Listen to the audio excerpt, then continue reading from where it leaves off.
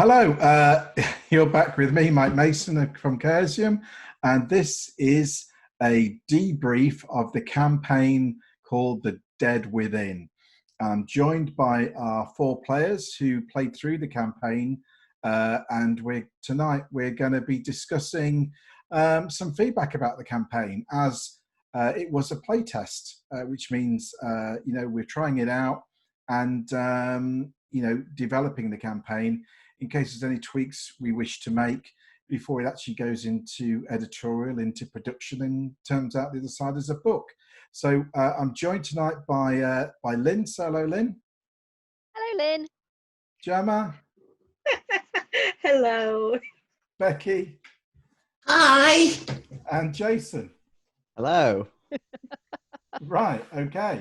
So this is a fairly freewheeling discussion. There's no real agenda other than to just, get your kind of feedback on how the campaign played for you guys, and if anything stood out as particularly, cool or memorable, or stood out, for less good reasons, perhaps. I don't know. But we all use the pre-generated characters, so maybe let's just start there. You picked a character from the pre-generated ones. Any particular thoughts from each of you? Happy with your characters? Felt that they were broad enough or specific enough? I like playing Francis. Obviously, with him being the age he was, he would have taken part in the First World War. So my own real comment was that he didn't really have any skills that necessarily reflected that. Other than that, he was a blast to play. I really enjoyed playing Francis. Cool. Yeah, I got really attached to Maxime. I think because dilettantes I personally love anyway, full stop. But I think he worked really well with the rest of the characters as well. And whilst, okay, for example, there were a few things that were a bit mundane, like I didn't use all the skills, for example. I think the background he had, again, worked really nicely. So yeah, overall, yeah, pretty good. Maybe it could be tweaked a little bit. There was some good hidden depths to Maxime. I really enjoyed the kind of interaction that we had on kind of a bit of a more personal level as well, when kind of that sort of heart to heart is something that you don't often get in kind of, I don't know, horror games, so that kind of personal depth was really touching. Yeah, I enjoyed that as well to interact with. Do you feel that Georgina had a similar kind of depth, the way that you saw it? Yes, I think so. I mean, her fiance, the kind of the difficulty of that was quite, again, it was quite emotional. But again, as an artist, I think I'm an artist too, so I kind of enjoyed that, going somewhere and looking at all the things and kind of taking in the culture, because that's something that I would want to do as well. So she wasn't a million miles away from me as a person, so that was quite nice. It was quite relaxing to play, I suppose. I didn't have to kind of really work to be Georgina, so I enjoyed that. Okay. Becky, what were your thoughts on Eleanor? I mean, the characters themselves, I thought the way they were put together was great. We had so much background to draw on, and just actually a slightly different topic before I come back to Eleanor, but the dead connection, this connection to our dead relative, was so visceral in the campaign, and it made the character feel very much more fleshed out, and very much integrated into the story. And the prologues were brilliant. And I don't know whether that's because it was a one-on-one thing, or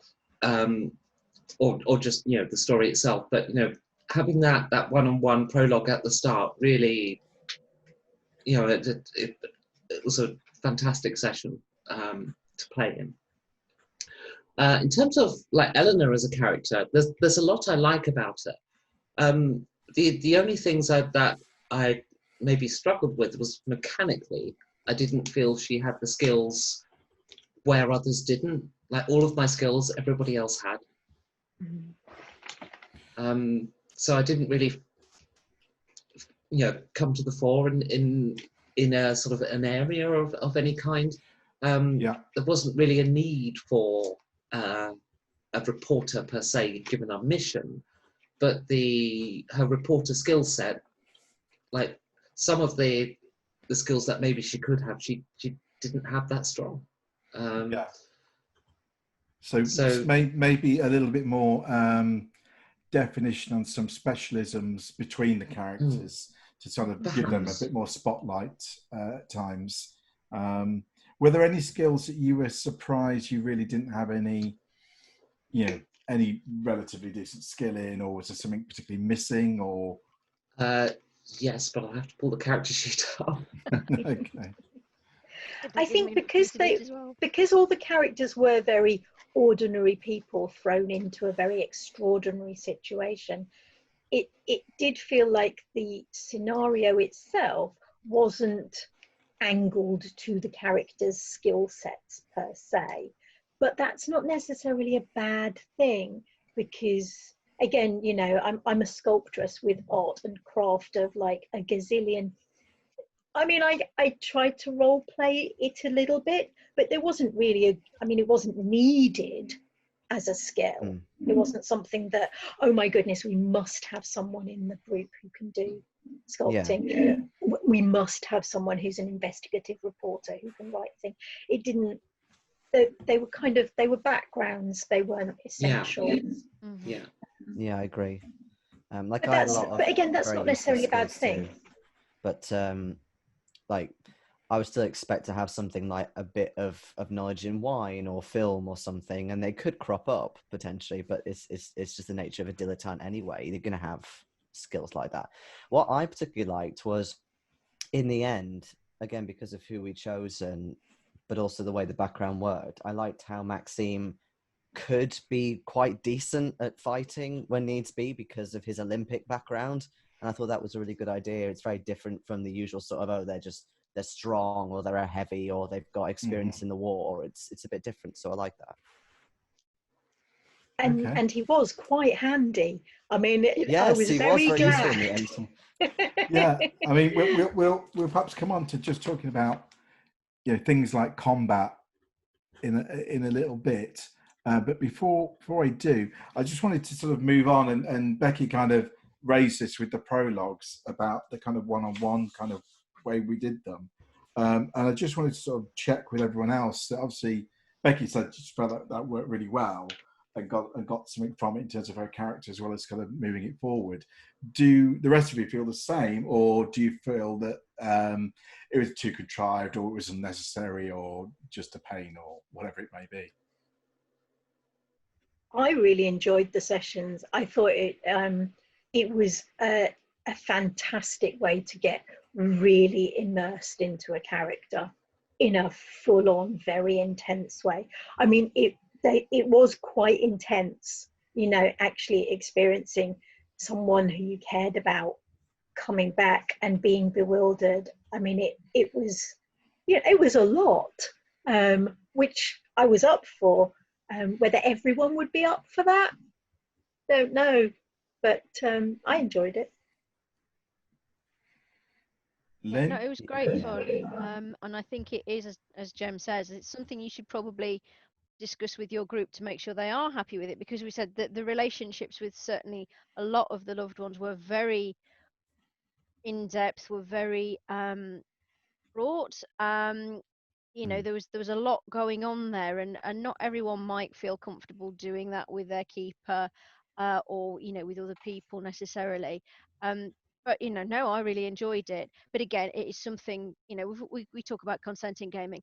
This is something you need to have your other players consent on, because they may not enjoy it. They may find it a bit too intimidating. But if your players are up for it, then it's really going to help enrich the story and help enrich the role playing further down the line, because it really adds something to the encounters when your departed appear elsewhere in that scenario. Jayson, Yeah. the same? Or? I mean, I don't really do one-on-one sessions very often, but I am very much in favor of them because of that level of intensity. You have to do the work, you have to role play, you have to, you know, interact and stuff. And yeah, while it might not be everyone's cup of tea, it certainly is mine. So yeah, I also enjoyed it very much. I think, especially for establishing that relationship between your dead character or your dead contact, I think it works very well with this campaign. I don't think it would have been quite the same with our characters not only doing the scenario but also gelling together with each other if we hadn't done that. Yeah. I think just maybe sticking on the topic really. So moving through the campaign, the kind of the aspects of the dead, you know, family member, associate, whoever it may be. How did that kind of play out for you? I mean, obviously, you know, they weren't there all the time, but you know, as things progressed, they were there to. I don't know. What did you feel their role was? I mean, because obviously it changed kind of at different times depending on what I was trying to do, I guess. But yeah, it was fascinating watching how people's relationship with their departed affected their view of the ritual, and watching people's view of the ritual change as the campaign went on, because obviously you had Becky's character, Eleanor, was really up for the ritual to start with because she really wanted her brother back, understandably. But then as the campaign goes on and she realizes what the ramifications of that are, that really sort of painful realization that, you know, this isn't a good thing. And just seeing that was really very interesting. It gave us great role-playing opportunities. And it was interesting watching you play, I don't know, devil's advocate is not quite the right word, but how you were using the departed to challenge our characters to think about whether they were for this ritual or against this ritual, and how we were going to do it. yeah, I mean, from my point of view, they, you know, one, they are a kind of a deeper character background, as we've kind of discussed, to bring a bit of your character's, you know, backstory to life in a sense. Secondly, they are a useful tool as a prompt. You can use them to say, "Hey, you need to go over here," which is always great for, you know, a keeper to have.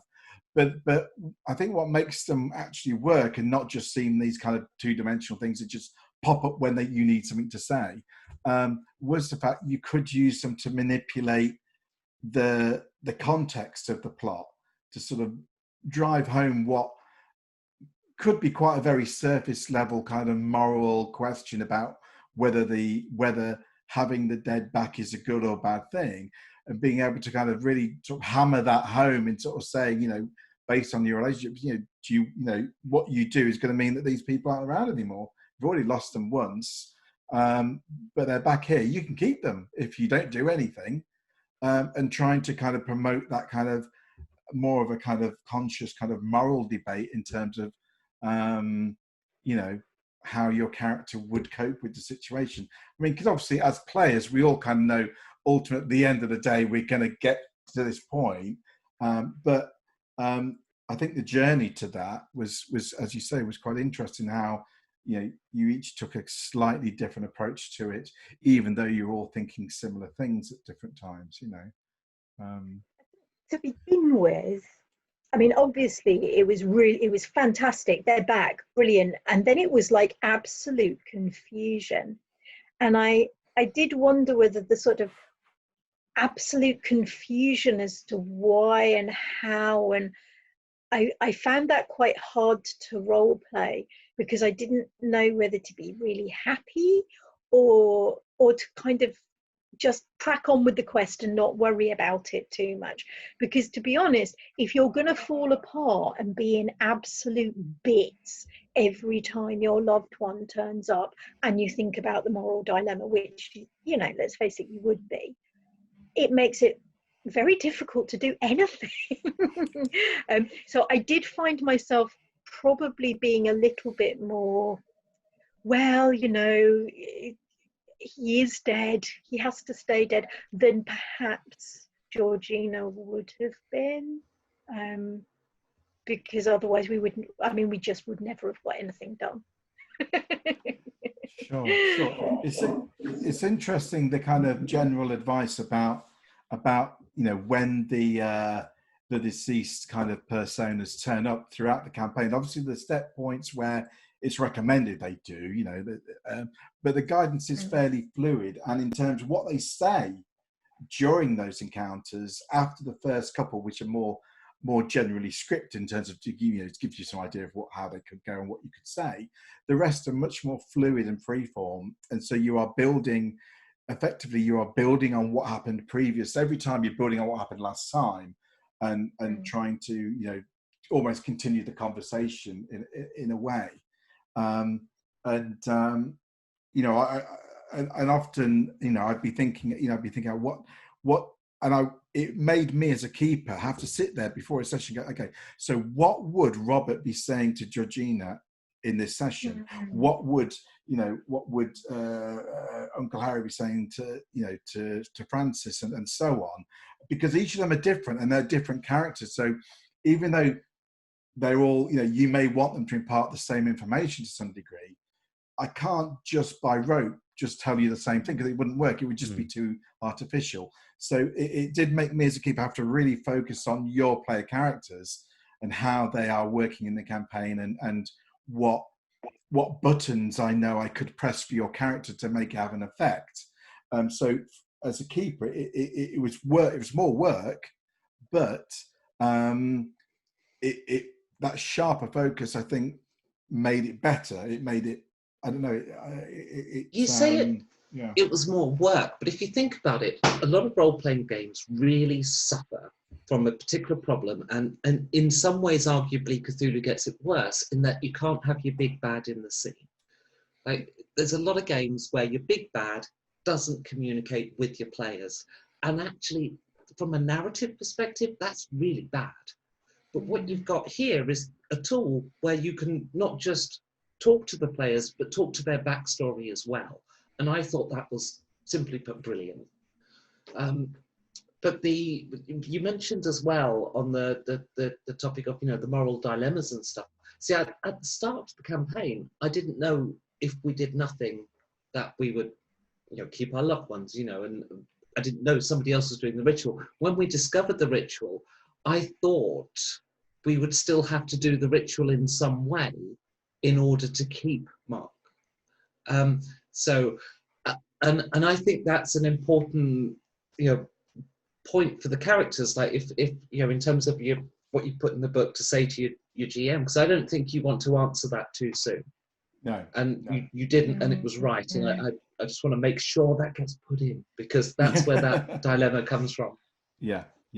No, I think that the really useful thing that you don't have in many other campaigns is because you have a direct kind of voice to the characters through these deceased characters. So if, for instance, you all had decided, no, this is what we must do, and you were all 100% right, and you'd worked it all out, I still had the option to just confuse that matter and put wrong ideas into your head and all that, which is obviously great when you're running the game. I mean, obviously they didn't need to, because you handled it normally and whatnot, but it is a useful tool for that. But as you say, it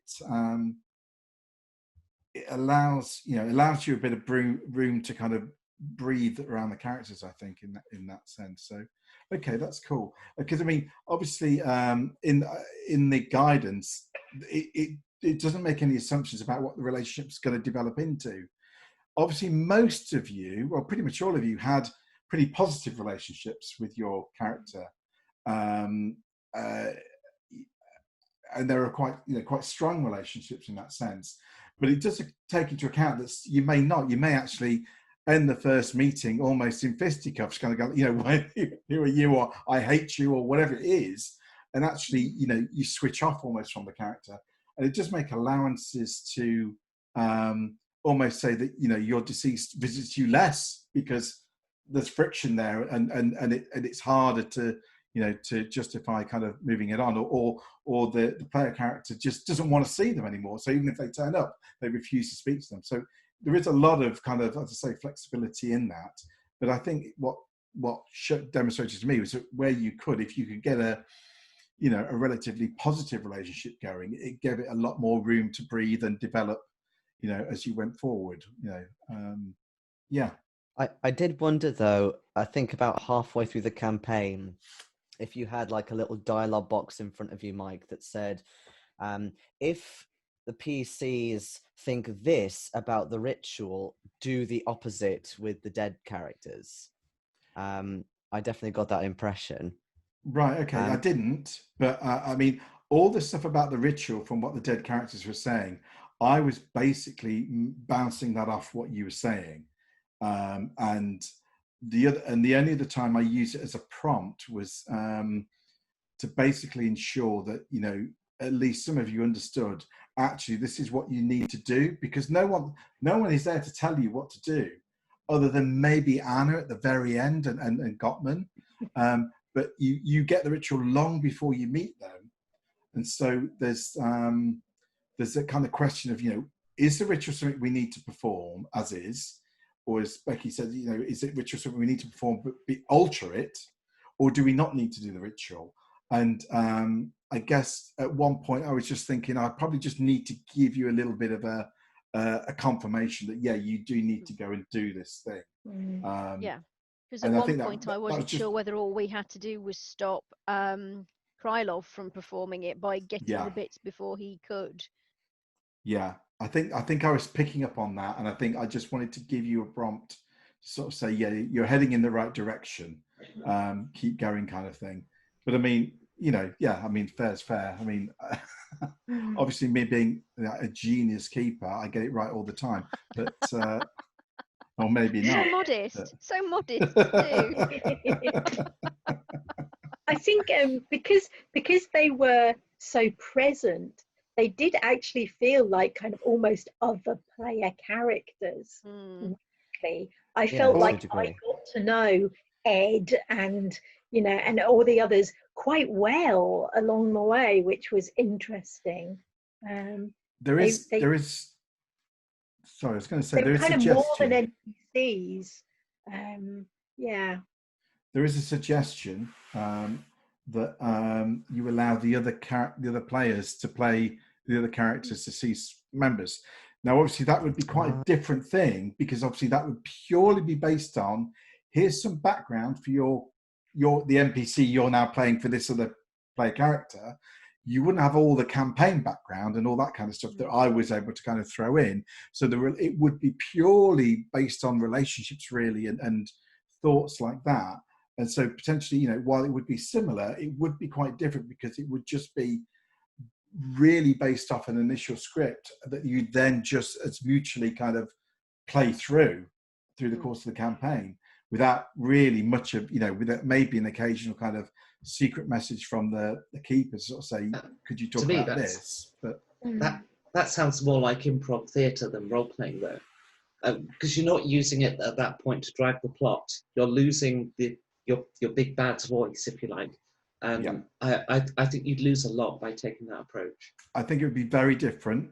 I'm not saying it would be better or worse necessarily, but I think it would be really different to what we experienced. And again, I think that comes down to the kind of group you have and how comfortable you are playing those relationships across the table. I think it is a lot easier when it's the keeper doing it, because you're used to the keeper playing lots of different roles. So there's no confusion whether if Jayson, you were playing Jema's deceased character as well as Maxime, there's always potential that suddenly it's Jema turns around. So are you Maxime at the minute, or are you Robert? You know what I mean? Well, potentially. How would that then work with player agency? So if a player's playing a dead person and wants that person's skills in a given situation, would the player then start wanting to drive that player, that character appearing, in order to use their skills to solve some problem? Yeah, I mean, that is a danger, because I've been involved in things, more LARPs, where actually some of the NPCs have been far more entertaining to play than your actual main character. So yeah, that is always a danger. If you enjoy playing the deceased more than your actual character, how is that going to affect your your part in the plot Yeah. and the developing story. No, I think they're really interesting concerns and something we need to kind of think about in terms of how, whether we leave that option in entirely or just leave it as a single sentence to say, if, this is a possibility, but, we think maybe you should be handling it through the keeper. I don't know. Something to think about, but certainly I think they're really valid concerns about that. Having now played it through, I think I could see how it would. I can see how it could possibly be you doing it the other way, and I'm not entirely convinced it would be as productive or as useful in terms of the gameplay. So, I think for me, kind of moving away from that, but still on the dead characters, I think I would have liked them to have more presence at the end before they finally disappear or die, whatever you want to call it.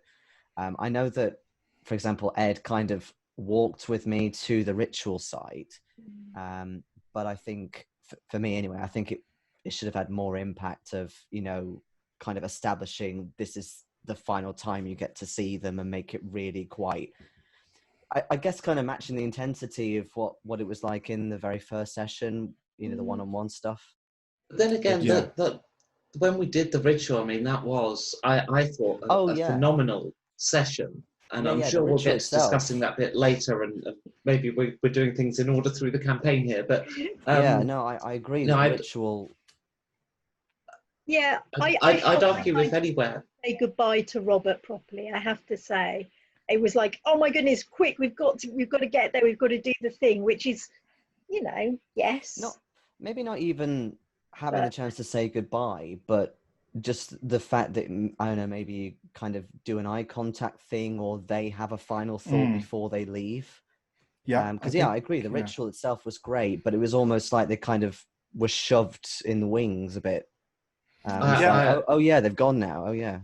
I would say, if anything, like that. I'm definitely throwing Mike's sequence of events out here, but the very last session really wasn't as strong as the ritual session. Like the end of the campaign, it kind of ramped up and it was absolutely awesome. And then there was kind of like the aftermath. And maybe if the dead still lingered but were fading, then having them in the aftermath to do that goodbye could have actually brought something to that. That's a really that's an idea. interesting idea. I mean, I'd wondered about swapping those two things over. Yes. So we did the spying and all of that first, and then do the hell for leather, stop the ritual. The time is right now. We have to go, and that big fabulous climax. Yeah, I think it's a very tricky one. I've been thinking about it, and there is an inherent problem with doing the spy stuff before the ritual. One is that when you start doing the spy stuff and encountering more possibilities to get into trouble, you do have the possibility of getting into trouble and being taken away for questioning or whatever, which suddenly then makes the kind of it's imperative we do this ritual before too long, otherwise it's going to happen. You're losing your urgency. And you're losing your urgency. So the real danger of that. And I think I think what Becky just said about having the dead, having a kind of almost echoes, the last echo or the last lingering of them to help kind of close that up once the ritual is done may I think having built this relationship with these characters, I think you're absolutely right. I mean, I consciously did speed it on a bit because I was trying to fit it into 2 sessions, as it were, rather than 6 months of more. Because I mean, if you were doing this at home, you could easily have a whole session at the end where you're just doing the character stuff. I didn't really allow for that in that sense, but I mean, and you could do a whole. You had your one-to-ones at the beginning. You could have your one-to-ones at the end as well. Oh, yes, certainly could. Yeah. So I think building that in, either to do, I think having them there in some sense, even as you say, like just a gesture a fading glance as during the end of the ritual, but then have this kind of something happen individually for each of you in that kind of final, spy part, as we're calling it. I think would help to consolidate that and bring it more to, and as you say, give that ending a little bit more connection to the whole campaign, rather than a kind of feeling that it was like, oh, it's the last thing we have to do that we've not really been bothered about before. We just need to get it done. Try and just to give that a little bit more substance, I guess. I think the only problem I can see with that is that, as far as I understand it, they weren't actually our dear departed. They were built up from ideas of our dear departed and thrown back at us to lure us in. Therefore, by completing the ritual, there's nothing left there. That's right. But is that a mechanical thing? No. I think you are kind of absolutely right. However, the wonder of mythos magic is that it doesn't always make sense. So you could have these almost one-to-ones or final conversations, however long or short you wanted them to be. And there's nothing to say that they actually don't really happen, and they are this kind of final transference before they're destroyed into nothingness, or to say that they all happen in your heads. I mean, that was it with the last one that Francis had with Uncle Harry. I'm still not entirely certain, obviously because Georgina didn't see it, whether that was just Francis hallucinating or whether it was a final actual visitation. Yeah, I mean, and you have the magic kind of, echoing out, and these are just echoes of the residual magic that you took part in a very big spell, so that it has these kind of cosmic ripples. It may still be kind of rippling out that would allow for this to happen, in a sense. If you want to look at it mechanically, that would kind of justify it to some degree. One of the other things that you could have as well is that, maybe they were just picked from our brains to start with, but because of our interactions with them, they have actually developed a sort of semi-sentience of their own and have effectively really genuinely become what they were created as shadows of, or your characters. So, yeah. I felt it diminished the NPCs actually when it was, they're not really them. Yeah. Because the whole campaign I've been fighting because Mark was not where he should be. And then to kind of just, it's not really Mark. He's probably in heaven or hell, or limbo or whatever. This is a copy built from your dreams, and it just diminished that character.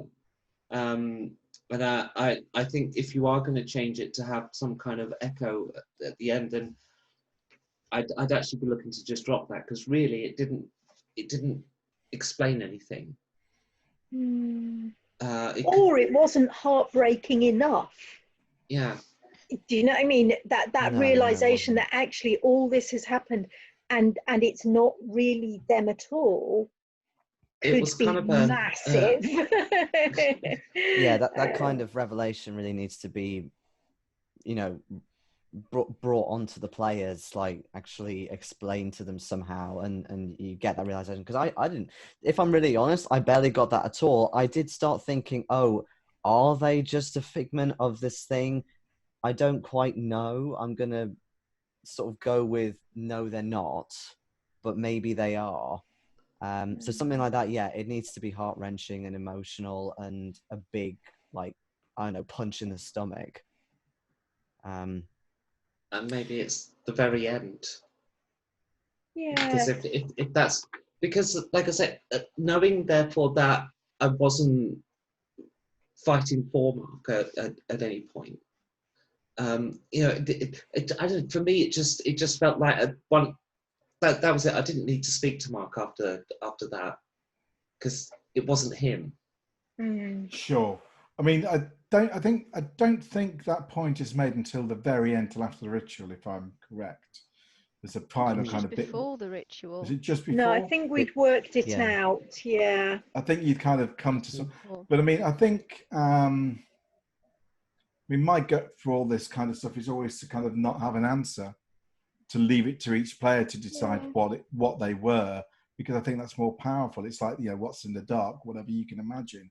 So having that thrown out and not saying whether they were delusions, figments of your own minds, or something real, I think leaves the probability there in whichever way you personally thought it was more strongly. I think trying to explain it away too much, I think you're right, will ultimately always diminish it. So I think maybe not having it as a revelation, or maybe positing some different interpretations for you to kind of decide which one you want to go with, but not saying which is the correct one, because it is all made up actually. So it's none of it's correct or wrong. So you're all right and wrong. So it's all fine.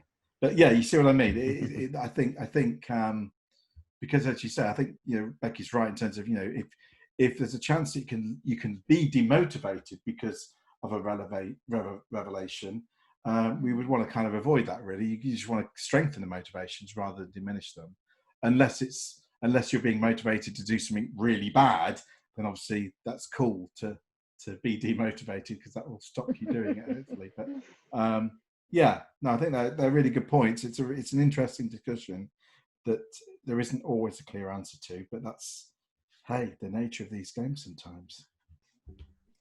I wanted to ask about combat. Now, I took a conscious decision, as in my head, none of you are very combat orientated, and you certainly didn't play them as very combat orientated. So I did not push the combat, because obviously there were times when there were soldiers about and Zelozny, and there could have been a lot more of them, and there could have been a lot more argy-bargy and potential things going on. But I didn't feel that was the tone of the campaign for you guys, so I didn't push it.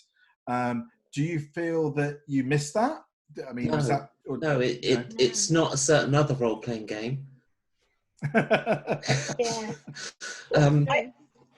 say Georgina was a sculptress.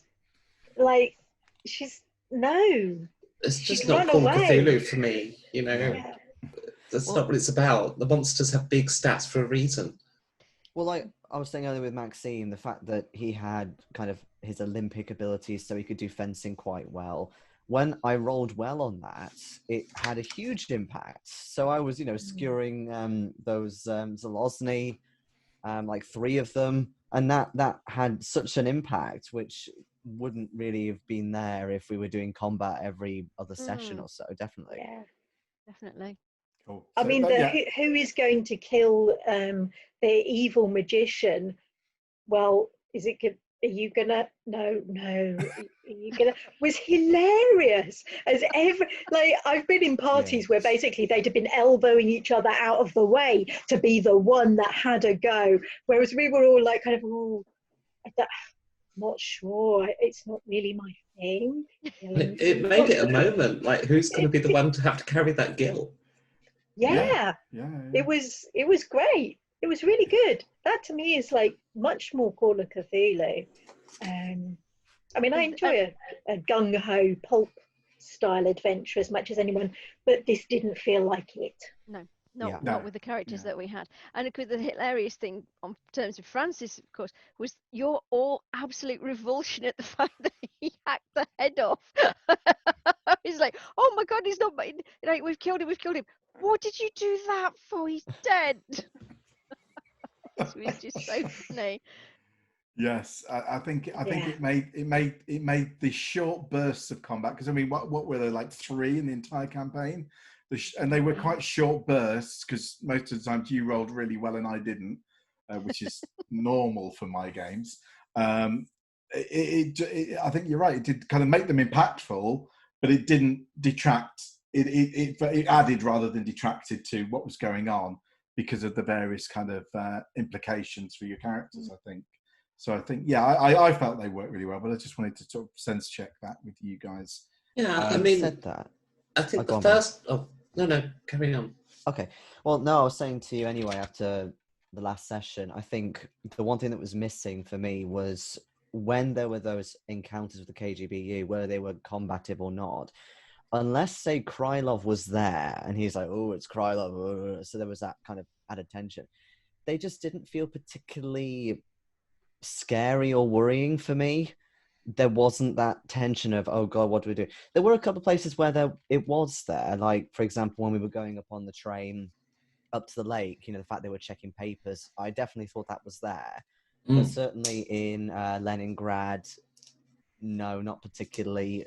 But there's supposed to be these people who keep constantly surveying us and scrutinizing it.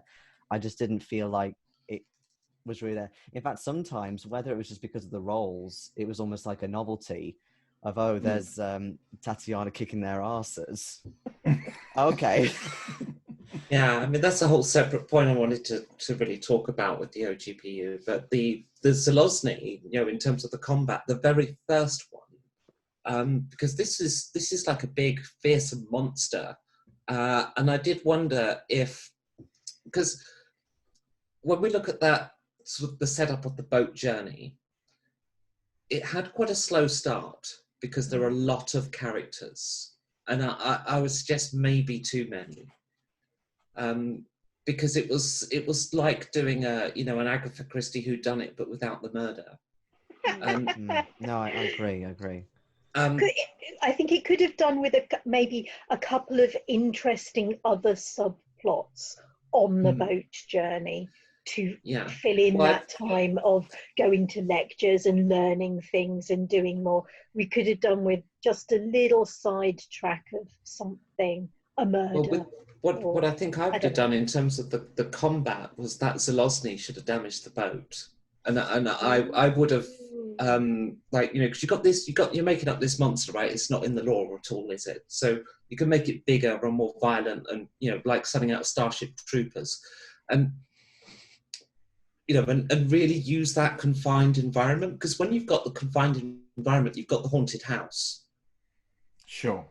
Right, there's only so many places you can go, and you're locked in, you're confined, and that could be, an almost alien type scenario, and then the relationships with those people will matter more. But it felt like with the people on the boat, it felt like we got to know them, but it didn't actually matter. There's only two of them were there after the boat. Yeah, exactly. Like we all had like an NPC to link to who maybe had something in common, or we could do something with them. But once we got off, we were way more concerned with what we had to do. It was literally that. It's like, okay, bye. Yeah, no, absolutely. I did feel that, and I felt they were a little bit two-dimensional in that way. I mean, it was down on me to kind of reintroduce them, but I felt that would just have been a bigger distraction from what else was going on at the time. I couldn't see a way of inserting them because I had new NPCs to introduce that had kind of more meaning on the plot, or at least more kind of they were more interesting, with the ballerinas and the guides on the tour, that kind of stuff. I felt they have more kind of in common in terms of something happening.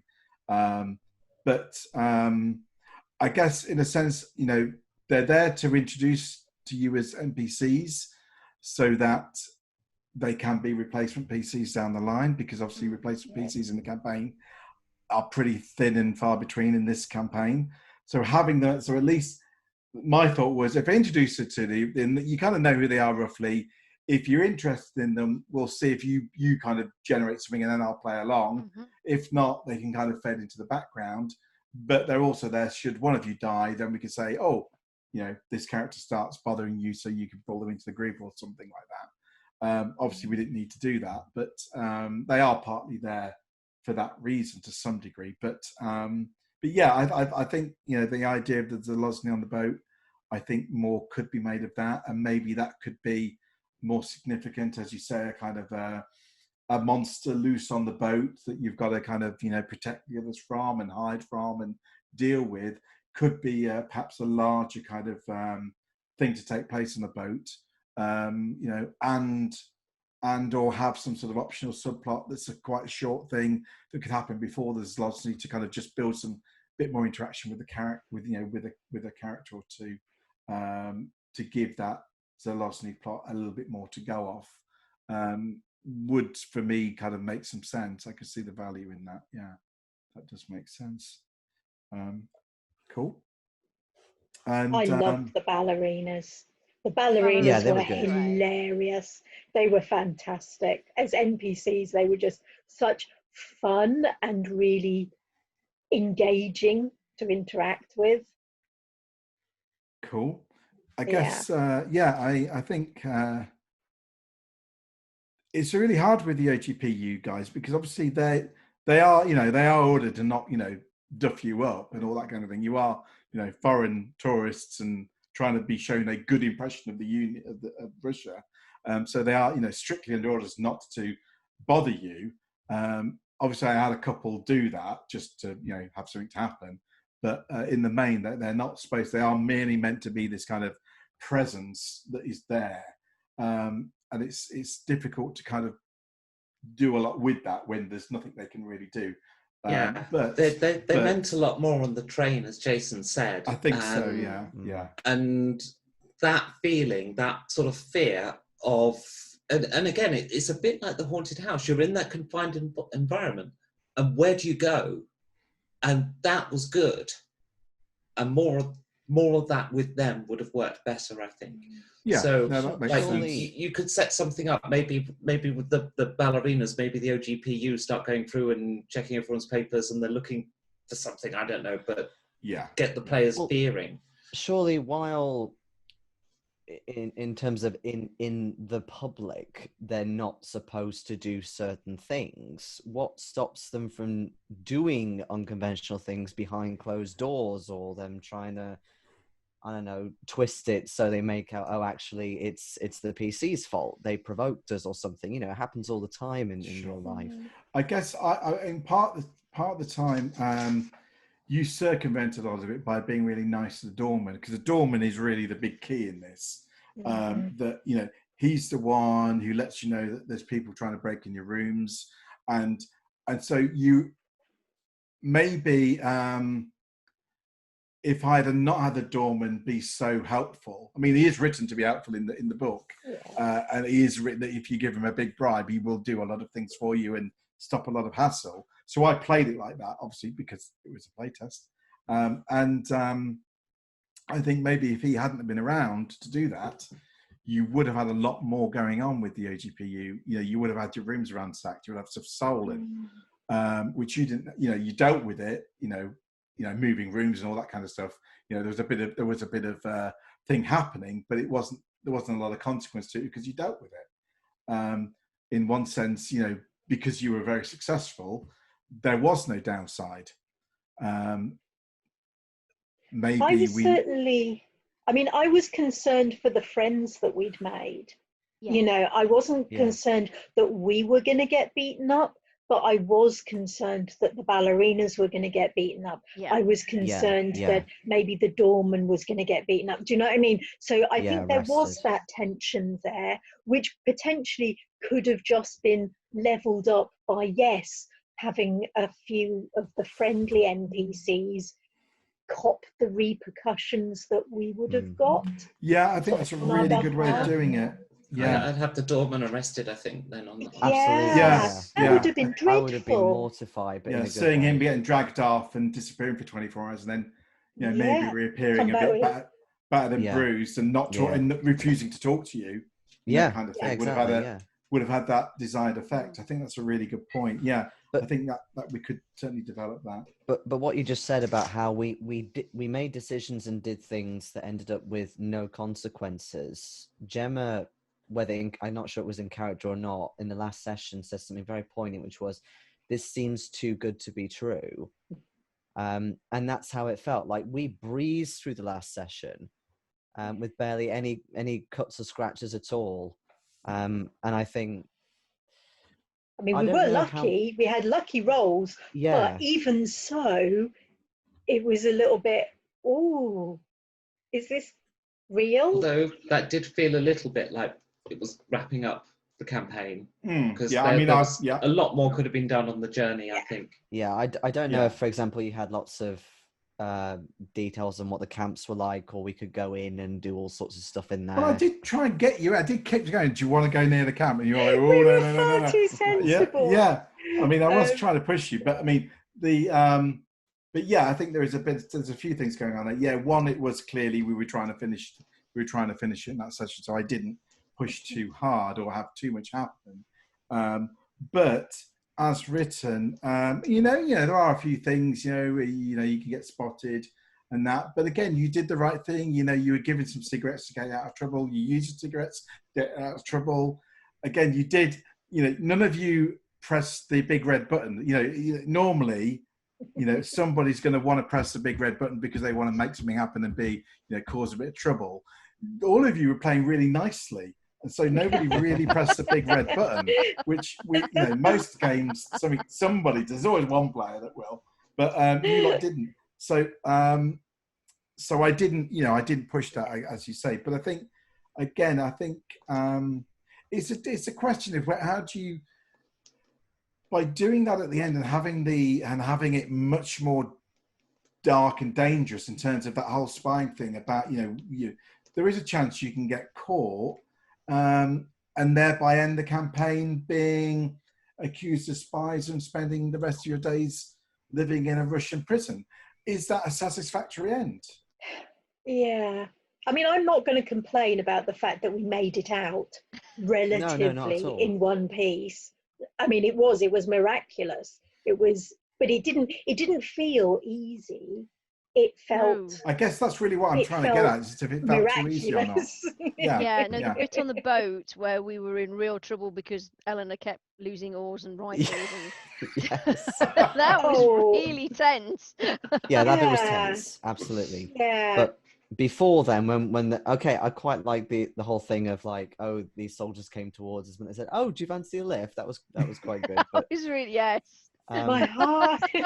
But apart from that, we kind of went up, we took some pictures, we gave somebody a cigarette, walked off. It was like there was no repercussions. That again, there was no tension of maybe is somebody going to come and question us. It was the tension, wasn't it? It was and I didn't feel at any point that we had to watch what we say.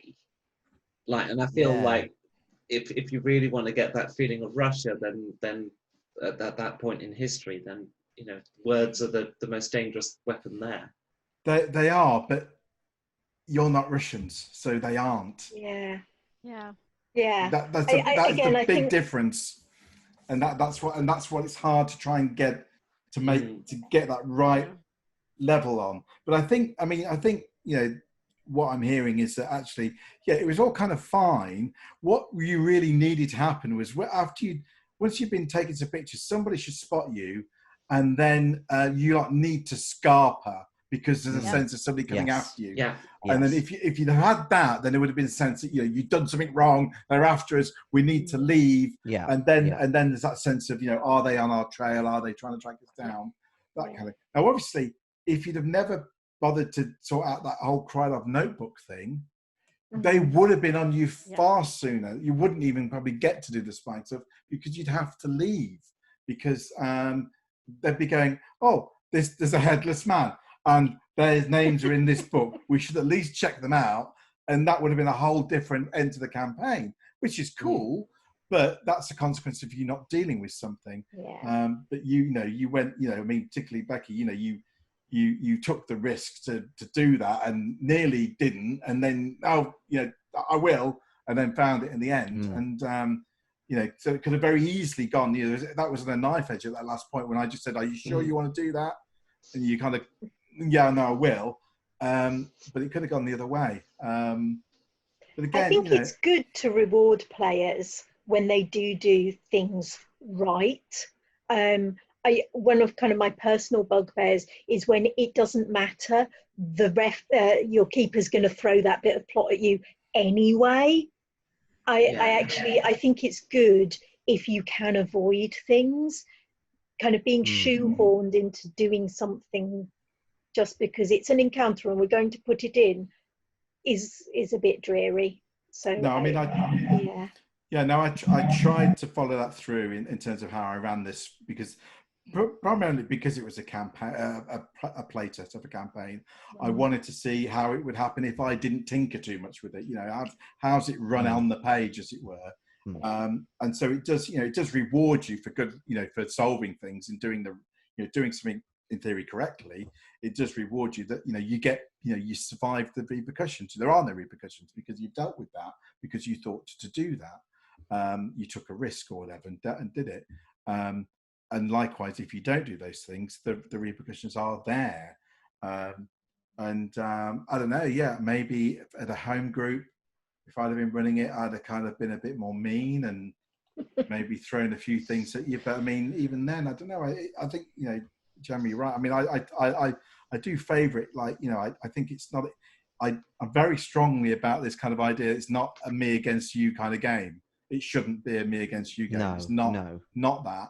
It's about me facilitating an experience in the game and having as much fun as you guys, and trying to ensure that we're all telling the story together in a way. And so for me, it's that kind of like, good actions in terms of the characters should be rewarded. They should reap the success that they found as characters. Equally, they should reap the woe that they tread into when they go wrong. I mean, I'm very kind of karmically balanced in that way in terms of keeping. But yeah, I can see the point. If you do it all really, really well, it may seem like a breeze, and at times I can really get that you could have felt that particularly. Yeah, I think one of my last thoughts was when we went up to the lake area. To me, it felt almost like, right, our notoriety is going to be right up there. We're not in a big city anymore. We can't blend in. We're tourists, obviously not from Russia, in a tiny village. We're going to be noticed. So maybe that needs to be elevated. If people are going to be it's a really good point. Spotting us, more notice of the PCs, just automatically draw more attention.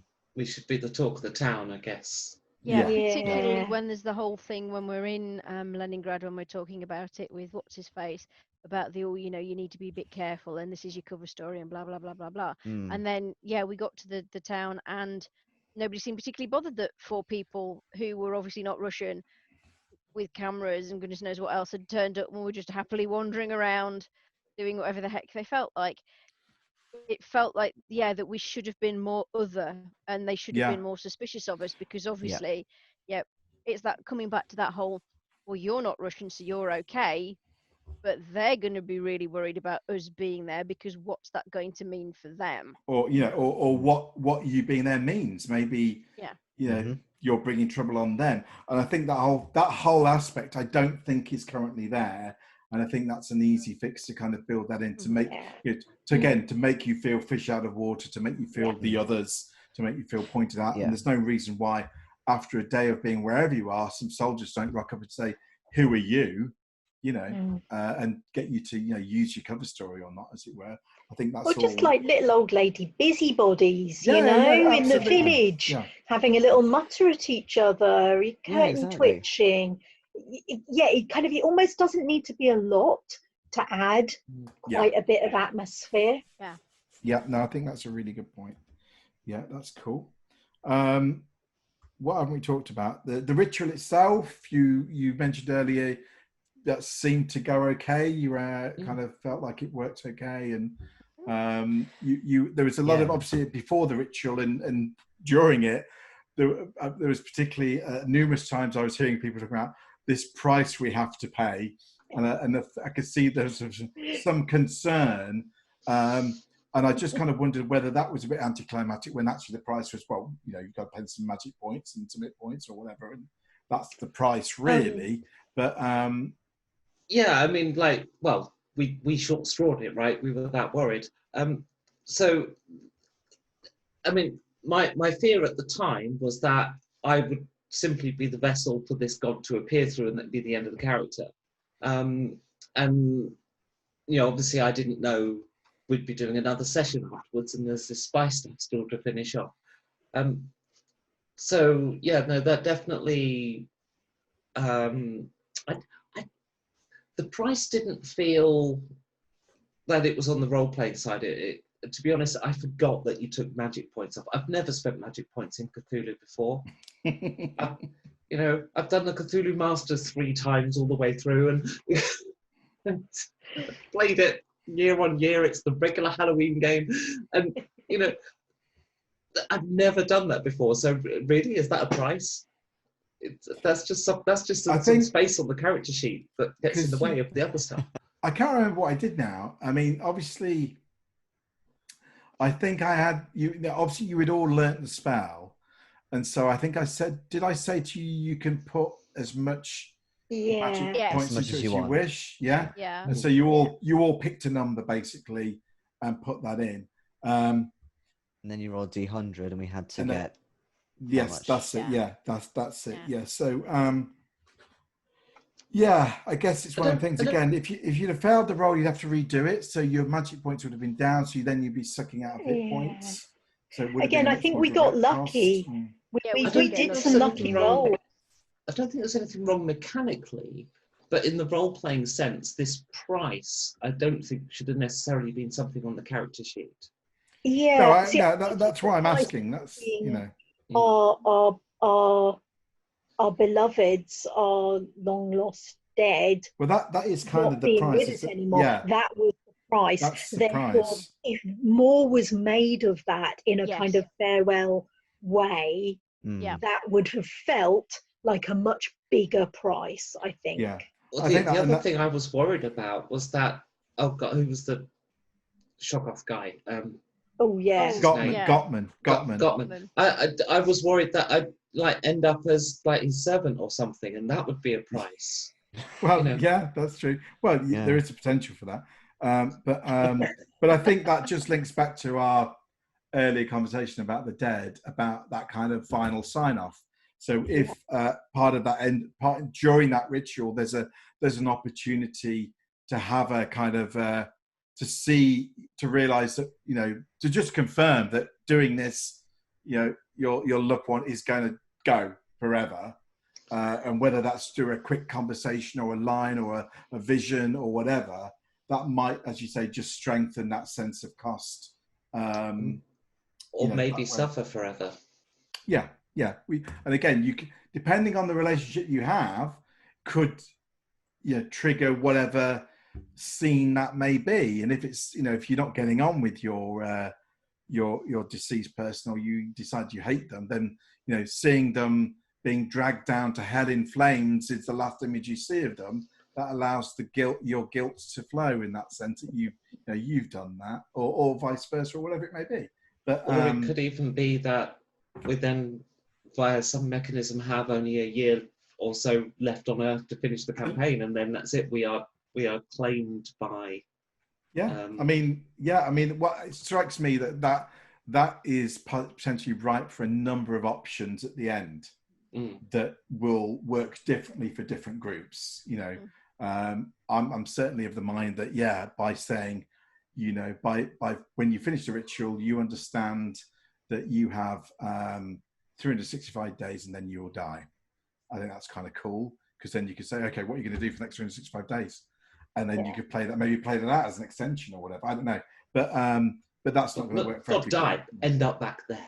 Yeah, you'll end up in the lake. That would be really nasty. Sort of like, oh, you die, and then you wake up, and there's this really weird landscape that's really familiar, and it's like, no. Yeah, I mean that's, you know, but having that as an option or a suggestion, that seems to be a cool idea. So I don't see any reason why not necessarily, because again, with a campaign like this, there's a lot of character stuff and a lot of possibilities. It could go this way or that way, and I don't think necessarily having one is the right solution. I think having a range of options to sort of say, hey, I don't know your group, when you're playing this, you may need to take this one, you may need to take that one, or ignore them all and just do it straight. I don't know, but I think having some guidance there and a few suggestions would help in that way. So that's cool. Right, that was kind of all the questions I really kind of had. Who was your favourite NPC in the campaign, for whatever reason? Oh, kind of two. I can't remember her name offhand, but it was the Bolshoi ballerina who I was Octavia. convinced Yes. was going to get dragged off and shot Yeah. at any particular point in time for her anti-communist ranting.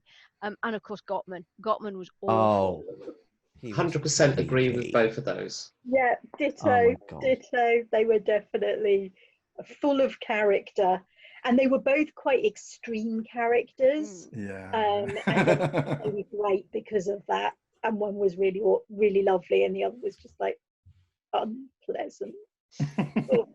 Oh, yes. Cool. Okay. Okay. So just to kind of wrap this up, I guess is there anything that we haven't talked about, or if there's a particular thing that you wanted to sort of say, or hey, Mike, why don't you put this in, or why don't you take this out, or hey, I just hated chapter 2 completely, you know, or whatever it may be. Now's a good time, or it may just be no. I don't know. Whatever you want. I think we've addressed a lot of the things, you know, the fact that it starts off very slowly, and then once you've kind of got past Leningrad and we know what we're doing and we've met Nadezhda, you know, things suddenly sort of went into high gear and things were happening. So, you know, we've talked about that. We've talked about what we liked about The Departed and the characters and the ritual and things. I think really we've probably covered most of it. I suspect it's going to be one of those things where when either one of us starts going over this in editorial, other things will come up that, you know, because it's been 14 weeks plus a week off, and now there's a lot happened that we will have forgotten about, that whoever's doing the editorial will suddenly go, oh, hang on, yeah, no, that happened. Because, you know, why didn't that happen? Mike forgot to do it. Mike missed that bit, or whatever it may be. Because I've got this gigantic sheaf of notes here, but I did not reread before doing this session because that's a lot of notes. Yeah. No, cool. That's There's great. something Lynne. in there. Becky, anything else to add, or? You know, I've played many campaigns over many years that I refuse to admit I've lived as long as that. But you know, it's not every campaign that gets to sort of add a session into the ones I'll remember for a long time. But this one's given me at least two. You know, the finale and the precursor thingamabob. The prologue. The prologue. Okay. And you know, those were amongst my all-time favourite sessions, and so thank you for that. And it was a great campaign and a lot of fun, and I look forward to it each week. Excellent, thank you. Jayson, anything else to add? I've pretty much stressed all the main points I had. Okay. It was the first Cthulhu campaign I played as well. But like I said, the one-on-one session was definitely, I think, necessary if you're going to do any kind of development or role-playing lore with these deceased characters. I definitely agree. So yeah, overall it's a good campaign. I think there's definitely room for more stuff or stuff to be tweaked, but I think the end product will be really good, and I hope to run it someday. Cool. You can run it better than me, definitely. You can say that now. He can't kill your character anymore. Yeah, it's recorded. Yeah. And Jema, anything else you wanted to add at the end? I really enjoyed it. It kept me on my toes. It kept me guessing, which is always really good. I mean, I've played a lot of games. I've refed a lot of games. So to have something that I wasn't always sure what was going on or what I needed to do, I had to think about it and to negotiate with the other characters in the team. And I think we worked really well as a team as well. I think we did develop bonds. You know, Georgina got kind of, you know, quite fond of Eleanor, and yeah, I think it was great. I really enjoyed it. Thank you. Cool. Although there was one point where I was seriously concerned we were going to have to shiv Eleanor, because right up until she actually went through with the ritual, it was a case of, is she going to turn on us at the last minute just so she can mark she's going to do the right one? To start with, I was thinking the same, like, oh god, is she going to become a maniac? Yeah, I could see that. At times I just thought, well, I think that is what's going to happen. So that'll be fun. Let's see what happens. But no, that's cool. Now I'm glad you all enjoy. I really enjoyed playing it with you guys. So and I'm really pleased with the feedback. I think that's some really useful points that we can talk to the author Tim about looking to kind of develop some of this into the material as well as through the editorial process. So that's given us some more kind of definition to that. So that's really handy. And that's that's the playtest. That's what it's all about, to try and hone these things down into something that works for everyone, I guess. So thanks for playing, and hopefully it won't be too long before we are back at the gaming table doing something, whether virtually or in real life. I look forward to it. So thanks once more, and see you all again. Thank soon. you. Thanks, Bye. Mike. Thanks, Tim. Take care, everyone. Bye. Bye.